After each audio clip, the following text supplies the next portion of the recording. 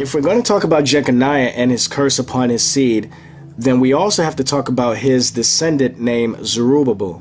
Now again, as we all know, the curse was put upon Jeconiah in Jeremiah 22.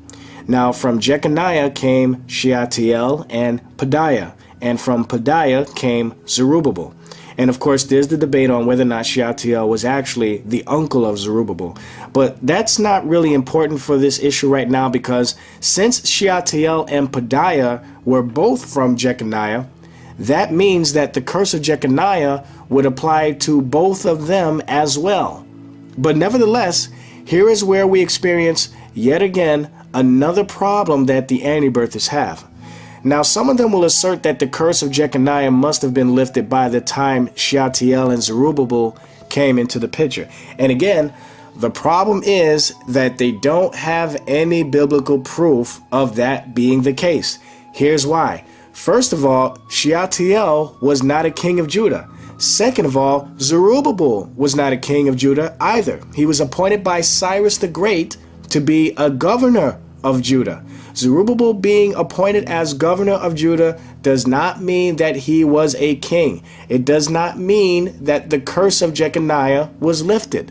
There is no scripture anywhere in the Bible where God proclaimed that the curse would be lifted or that Zerubbabel would be appointed to take the throne of David. So even though Zerubbabel found favor in God's eyes, the curse of Jeconiah still applied even to him. But then that leads us to another challenge. If the curse of Jeconiah still applied to Zerubbabel, then what's the deal with Haggai chapter 2 verse 23, which says, "In that day, saith the Lord of hosts, will I take thee, O Zerubbabel, my servant, son of Shealtiel, saith the Lord, and will make thee as a signet, for I have chosen thee, saith the Lord of hosts." Okay, first of all, we have to read and understand the context. But before we start, let's briefly reiterate the facts. Now, as we can clearly see in Scripture, there was no monarch over Judah after Zedekiah, who was the last king of Judah. The throne was not given or appointed to anyone after him, including Zerubbabel and his children. So as we can obviously see, Haggai 2:23 does not prove that Zerubbabel was made a king of Judah, even though he was an honorable man in the history of Israel and Judah. So we can still assert that Zerubbabel was still subject to the curse of Jeconiah. Now, you may have an issue with God using the words, "and I will make thee as a signet" towards Zerubbabel, and then cross-reference that with Jeremiah 22:24. And I would simply respond to that, so what? What does that prove? Absolutely nothing, except for the fact that God chose to use this term towards Zerubbabel to show favor. But this in no way proves that God decided to lift the curse of Jeconiah or that it was already lifted. As a matter of fact, you will not find even the slightest iota in either chapter of Haggai that makes any reference to Jeconiah or the curse at all. Not one reference. Zerubbabel being made as a signet does not mean that Jeconiah's curse was lifted. Secondly, according to the context of this passage, this is what some people would call a dual prophecy. Now, I'm not 100% on the actual definition, but to my understanding, a dual prophecy is a revelation from God where the one prophecy that's given is targeted towards one person or one group of people, while at the same time attributing the attributes of a completely different person or different group of people that have not yet existed or has already existed long before. See, God can talk to two completely different people living at completely different times at the same time.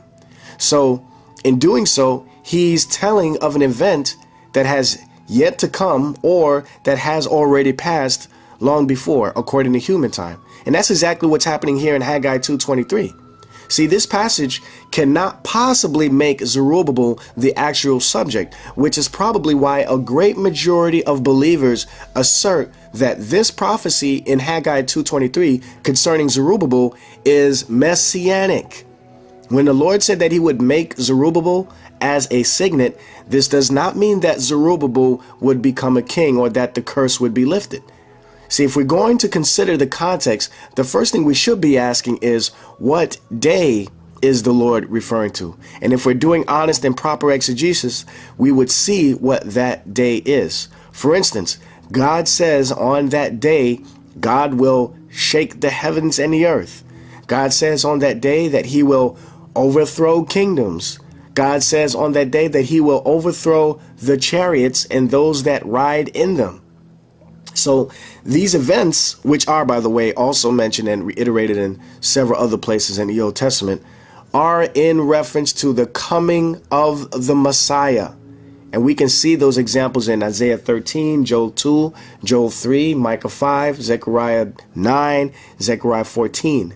These are events that only pertain to the day of the Messiah, the day of his second coming, when he comes back. But wait a minute, Jay, hold on. If this is the Messiah, then how come the Lord refers to him specifically as Zerubbabel, my servant, the son of Shealtiel? Again, this is a dual prophecy, since we can see clearly that Zerubbabel would not see this day during his lifetime. This proves that it's not ultimately about Zerubbabel. Again, the attributes of this particular prophecy pertains primarily to the Messiah. And as for him being referred to by name, well, we can also see in Scripture that it was not uncommon for the prophets to refer to the Messiah by the name of David. We can see examples of this in Jeremiah 30, Ezekiel 34, Ezekiel 37, and Hosea 3. See, the prophets did not know the Messiah's name at that time, so they referred to him using a title that they used in honor of God, honoring King David. And in the same way, Zerubbabel is made as a signet for the Lord. But wait a minute, doesn't that still prove that Zerubbabel was biologically related to Christ? No, it does not. Because first of all, you'd have to prove that the Zerubbabel we see in both genealogies are the same exact person. If that's the case, then why does he have a different grandfather and a different son? You also still have the problem of Nathan being mentioned in Luke instead of Solomon. Why? Because neither Shealtiel or Zerubbabel were descendants of Nathan. Now, obviously, the Lord deemed Zerubbabel as an honorable man in the history of Israel. With that said, perhaps we can look to Haggai 2:23 in another way and assert that Zerubbabel being made as a signet is in reference to God simply holding him in high regard. With that notion, it most certainly would make sense that there would be other members of Judah that would name their sons Zerubbabel in honor of this man.